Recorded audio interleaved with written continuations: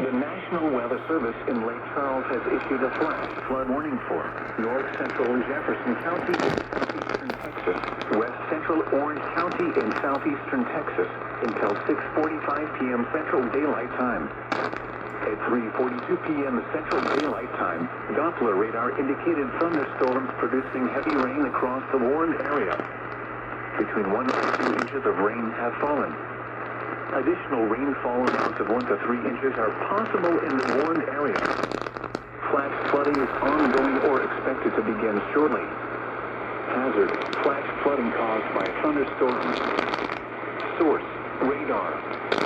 Impact: flash flooding of small creeks and streams, urban areas, highways, streets, and underpasses, as well as other poor drainage and low-lying areas. Some locations that will experience flash flooding include Beaumont, Vidor, China, and Rose City. Turn around. Don't drown when encountering flooded roads. Most flood deaths occur in schools.